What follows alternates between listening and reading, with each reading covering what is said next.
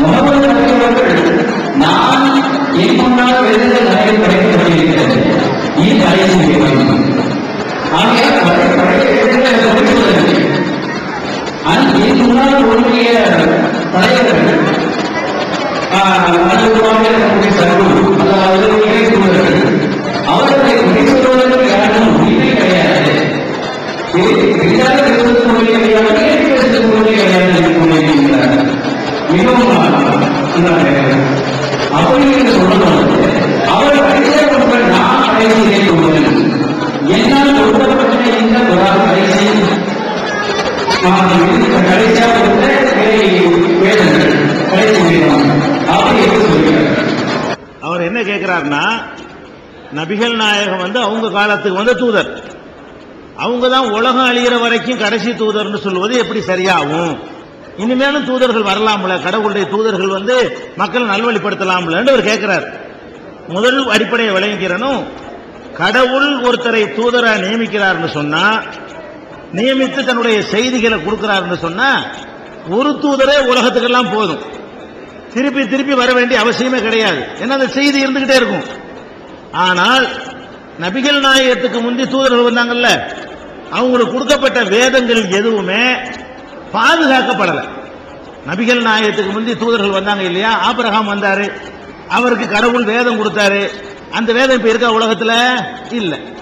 மோசே வந்தாரு, அவருக்கு கடவுள் வேதம் கொடுத்தாரு, அது இப்ப அதே மாதிரி இருக்குதா? இல்ல. இயேசுநாதர் வந்தாரு, அவருக்கு கடவுள் வேதம் கொடுத்தாரு, அது இன்னைக்கு உலகத்தில் இருக்குதா? இல்ல. இயேசுநாதரை பற்றி மத்தேயு, மார்க்கு, லூக்கா, யோவான் எழுதின சரிதை இருக்கே தவிர, இயேசுநாதருக்கு கடவுள் கொடுத்தார ராஜ்யத்தின் சுவிசேஷம் அப்படிங்கிற தலைப்புல ஒரு புஸ்தகத்தை இயேசுநாதர் கடவுள் கொடுத்தார். அது மத்தேயு, மார்க் எல்லாம் சொல்றாங்க, இயேசுநாதர் ஆலயங்கள்ல போய் ராஜ்யத்தின் சுவிசேஷத்தை பிரசங்கித்தார், அவர் ஒரு புஸ்தகத்தை வச்சு போதனை பண்ணியிருக்கிறாரு. அந்த புஸ்தகம் உலகத்துல இல்ல. அப்ப எல்லா வேதங்களுமே மறைக்கப்பட்டுருச்சு, திருத்தப்பட்டுருச்சு, மாற்றப்பட்டு போச்சு. ஆனால் முகமது நபிக்கு கடவுள் வேதம் கொடுத்தார்ல குர்ஆன், அந்த வேதம் இன்னைக்கு வரைக்கும் பாதுகாக்கப்பட்டிருக்கிறது. எந்த அளவுக்கு பாதுகாக்கப்பட்டிருக்கிறது? அதனுடைய மூல மொழியில மூல பிரதியோடு ஒரு அச்சரம் பிசகாமல் 14 நூற்றாண்டுகளாக குர்ஆன் பாதுகாக்கப்பட்டிருக்கிறது. அப்ப இறைவனிடமிருந்து வந்த செய்தி பாதுகாக்கப்பட்டு இருக்கும் பொழுது இன்னொருத்தர் தேவையில்லைங்க. இப்ப கடவுள் தேர்ந்து வந்த செய்தி அழிஞ்சு போச்சுன்னு வைங்க, அப்ப ஒரு ஆள் வேற ஒரு செய்தியை வாங்கி தரணும். இப்ப கடவுள் தேர்ந்து வந்த செய்தி குர்ஆன் என்று நாங்கள் நம்புகிறோம். அது இன்னைக்கு வரைக்கும் பாதுகாக்கப்பட்டு நம்ம கையில் இருக்கிறது. அது அழிக்கப்படல, திருத்தப்படல. இந்தியாவுக்கு ஒரு குர்ஆன், பாகிஸ்தானுக்கு ஒரு குர்ஆன், சவுதி அரேபியாவுக்கு ஒரு குர்ஆன் என்று இல்ல. போன வருஷ எடிஷன்ல ஒண்ணு, இந்த வருஷ எடிஷன்ல ஒண்ணு, அப்படி எல்லாம் வேற வேற வேதங்கள்ல இருக்கிறது. ஆனால் குர்ஆனை பொறுத்த வரைக்கும் 14 நூற்றாண்டுக்கு முந்தின எடிஷன்ல என்ன இருந்துச்சோ அதுதான் இப்போ உள்ள எடிஷன்ல இருக்கிறது. அகில உலகத்துக்கும் ஒரே யூனிஃபார்மாக அந்த குர்ஆன் பாதுகாக்கப்பட்டு இருக்கும் பொழுது, அதாவது கடவுள் கொடுத்த செய்தி பாதுகாக்கப்பட்டு இருக்கும் பொழுது, இன்னும் ஒருத்தர் எதுக்கு செய்தியை சொல்லத்தானே தூதரு? செய்தி தான் இருக்குது நம்ம கையில். இப்ப செய்தி பாதுகாக்கப்பட்டு இருக்கிற காரணத்தினால் அதை இன்னொருத்தர் வர வேண்டிய அவசியம் இல்லை. கடவுள் கொடுத்த செய்தி அழிஞ்சிட்டா தான் புது செய்தி வாங்கி கொண்டாந்து தரணும். கடவுள் கொடுத்த செய்தி பாதுகாப்பாக இருக்குமே, ஆனால் இன்னொருத்தர் வர வேண்டிய தேவையில்லை. இது ஒரு சாதாரண விஷயம். அது போக இப்படி ஒரு சந்தேகம் வரலாம், குர்ஆன்ல உள்ள செய்திகள் 1400 வருஷத்துக்கு முந்தி சொல்லப்பட்டது, எவ்வளவோ காலச்சக்கரம்லாம் சுழண்டு ஓடி போயிடுச்சு, இன்னைக்கு அது பொருந்துமா? பொதுவா இப்படி மனிதனுக்கு சிந்தனை வரும்ல. 50 வருஷத்துக்கு முந்தி எழுதின புஸ்தகம் இன்னைக்கு பொருந்தாது. 100 வருஷத்துக்கு முந்தி எழுதின புஸ்தகம் இன்னைக்கு பொருந்துமா? பல விஷயங்கள் பொய்யா போயிடும். 100 வருஷத்துக்கு முந்தைய ஒரு பெரிய அறிவாளி எழுதின புஸ்தகமா இருந்தா கூட அதுல 50 தப்பு இருக்கும். ஏன்?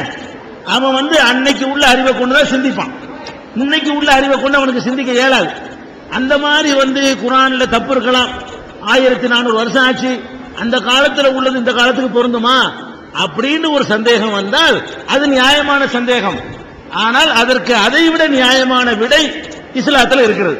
இஸ்லாம் என்ன சொல்லுதுன்னு கேட்டா, சரி குர்ஆன் ஒளிமறை இல்லாம அந்த இருக்குது, 14 நூற்றாண்டுக்கு முந்தி தந்த குர்ஆன் இப்ப கையில எடுத்துக்கிறங்க, இது இன்னைக்கு பொருந்தான்னு ஒன்னு எடுத்து காட்டுங்க. அதானே ப்ரூவ் பண்ணணும்ல. குர்ஆன்ல உள்ள ஒரு செய்தி எடுத்து காட்டி இது என்னங்க இது, இந்த காலத்துக்கு இது பொருந்துமா, இது ஏத்துக்கிறோமா அப்படிங்கிற ஒரு செய்தி குர்ஆன்ல இருக்குமையானால் அப்ப வேற ஒரு செய்தி தேவைப்படும்.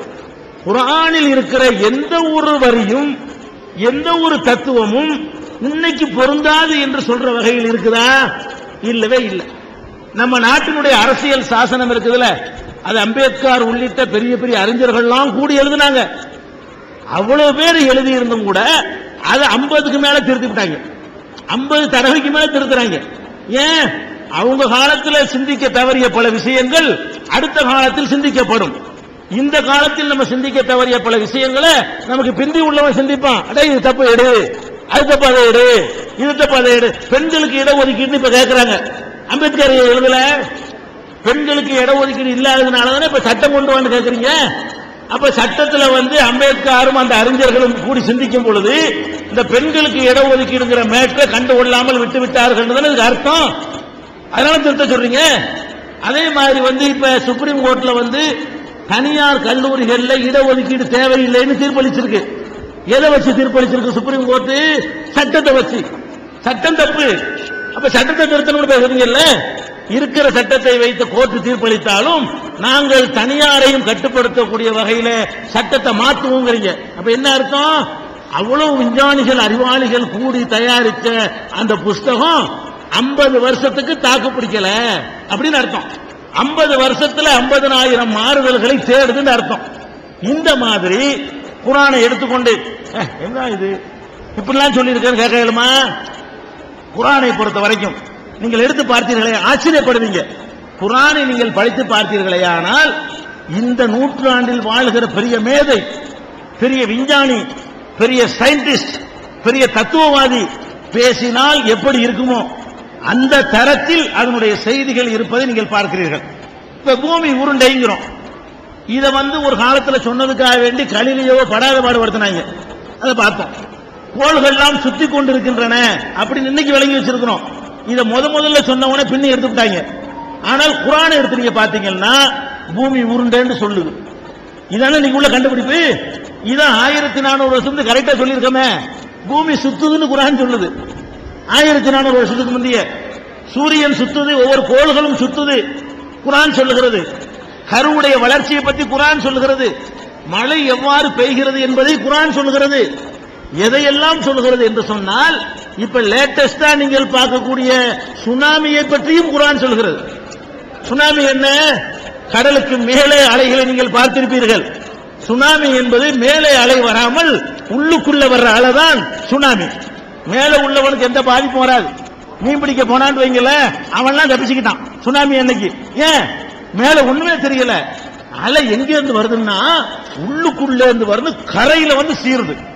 கரைக்கு வர்ற வரைக்கும், தரைக்கு வர்ற வரைக்கும் கடல்ல எதுவுமே தெரியல. அப்ப அலை எங்க இருக்கிறது? ஆழ் கடலிலையும் அலை இருக்குதுன்னு இப்ப கண்டுபிடிக்கிறாங்க. இத குர்ஆன் சொல்லுதே. குர்ஆன் சொல்லுகிறது கடல்களுக்கு மேலே மாத்திரமில்லை, ஆழ் கடலுக்குள்ளேயும் சீற்றம் கொண்ட அலைகள் இருக்கின்றன. எதுக்கு குர்ஆனை மாத்தணும் இப்ப? அப்ப குர்ஆன்ல அதை பத்தி சொல்லுது, விஞ்ஞானத்தை பத்தி சொல்லுது, அறிவியலை பத்தி சொல்லுது, அணுகுண்ட பத்தியும் சொல்லுது. நவீன கண்டுபிடிப்புகளை பற்றி என்னென்னவெல்லாம் இன்னைக்கு கண்டுபிடிக்கிறார்களோ அதையெல்லாம் 1400 வருஷத்துக்கு முந்தைய சொல்லி இருக்கும் பொழுது மெசேஜ் ஃப்ரெஷ்ஷா இருக்குது. அதாவது இன்னைக்கு ஒரு தூதர் வந்தால் எப்படி சொல்லுவாரோ அதே மாதிரி ஃப்ரெஷ்ஷா இருக்கும்போது எதுக்கு தூதரு? முகமது நபி சொன்ன காலத்துக்கும் அது பொருந்தது. இன்றைக்கு குர்ஆனை எடுத்து